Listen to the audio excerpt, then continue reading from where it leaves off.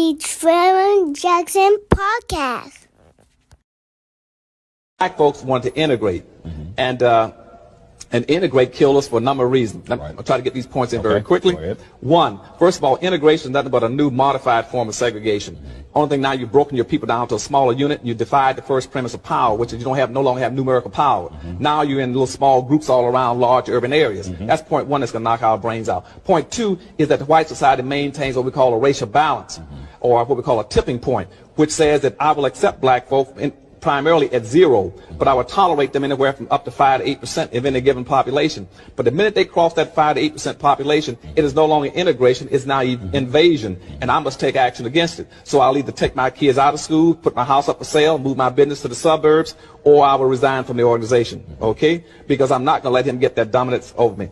Third thing that immigration is done for you, it destroyed all your major businesses, because they use the highway system to drive expressways right down the center of every black community.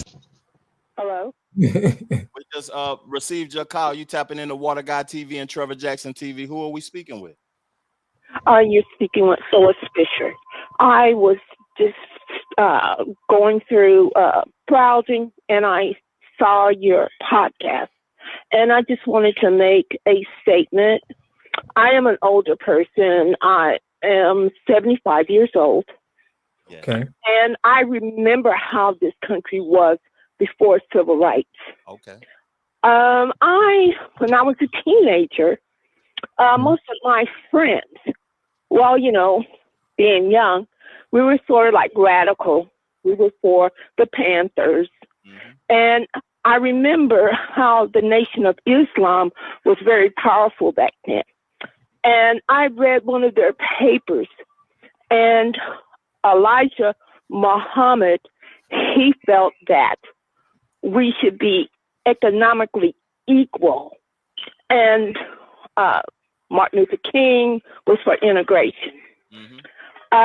So as time passed, I have seen how integration ended up.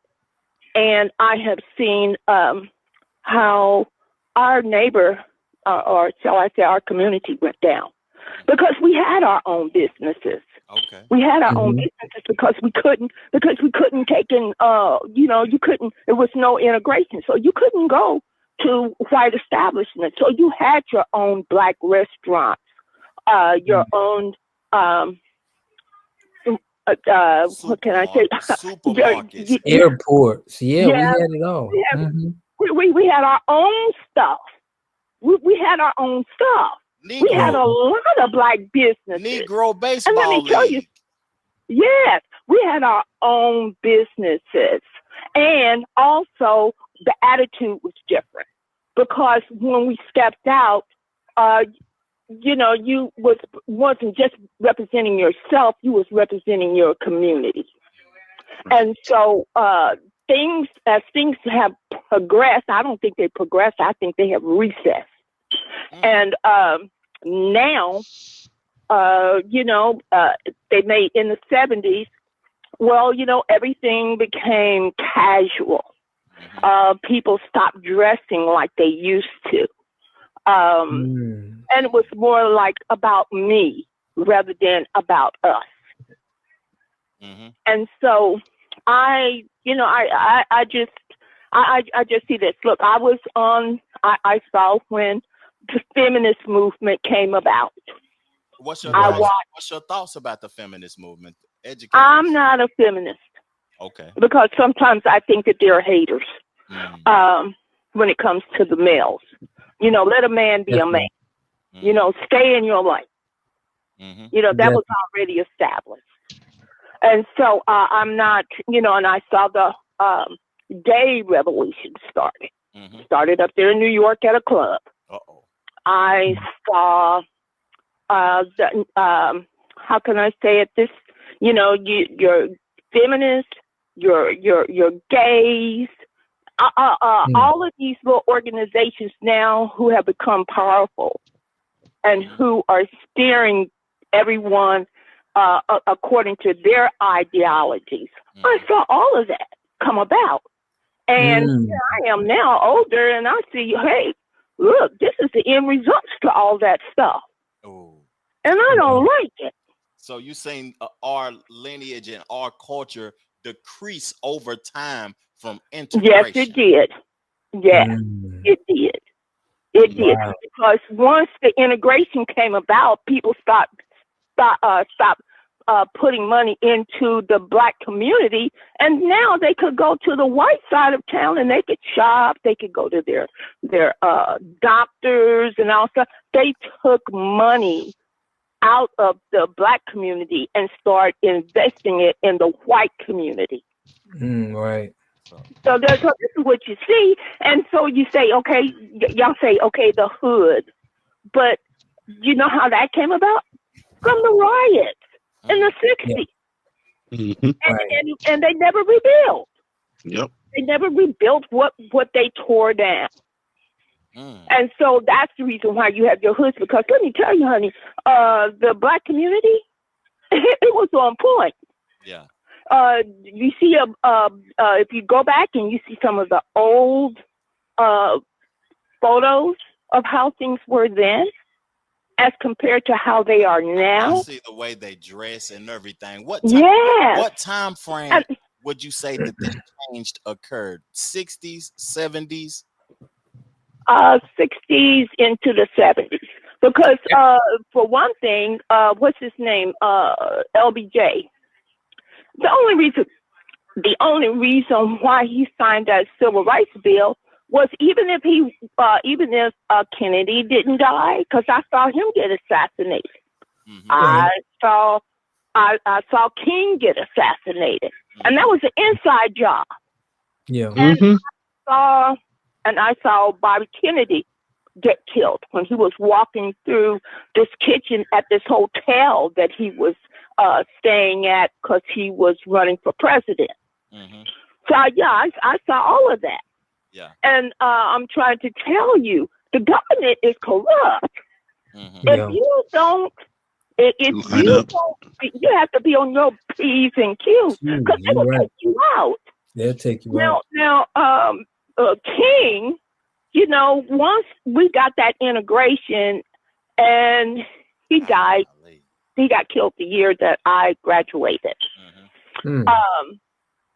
He realized that rather than for integration, he should have been going to equal opportunity, as far as the money goes.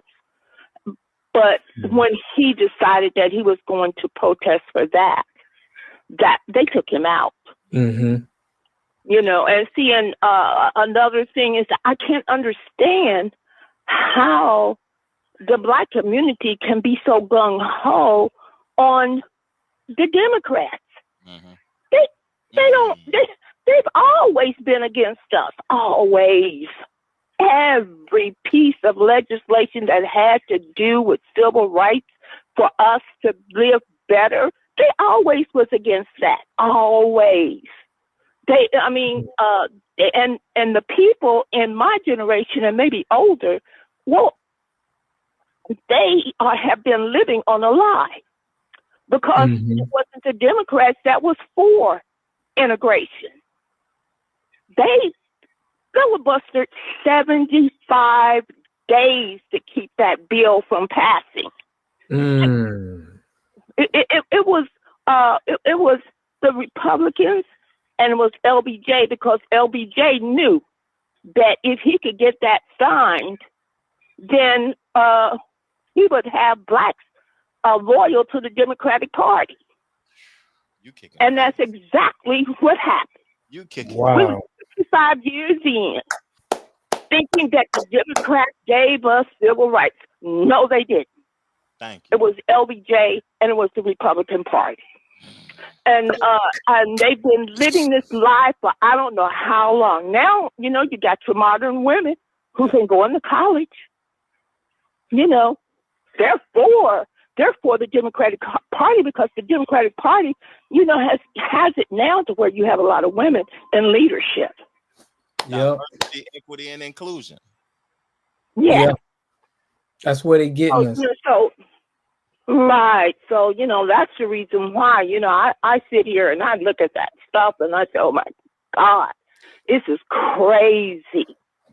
We need you, but we need you. We need voices like you, because I think women will respect hearing your perspective, because I see exactly what you're talking about with the feminist movement and how that kind of breaks up the family structure of Black America. But it's women that don't see that at all. Like, they just feel like they're fighting for women, you know, instead of fighting for us as a whole. Right, because let me tell you how slick they were. Okay, so we got integration. And so now they said, okay, well, you know what? Blacks, by you being a minority, you can get jobs and all this other stuff. But do you know what they did? Now they pushed the Black man back, and they promoted their women, white women. So now Black men were basically competing against white women because they were a minority. That's what they say. They were a minority.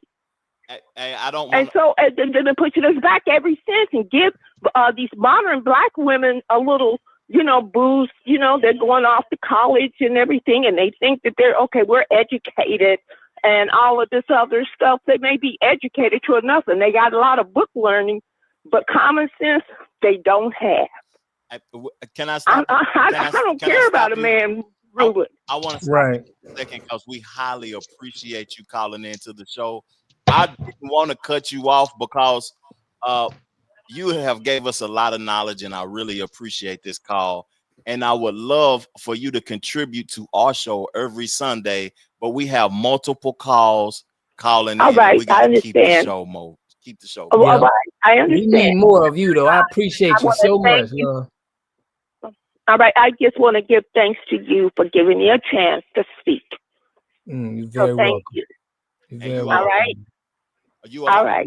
Have a nice day. All right. Bye-bye.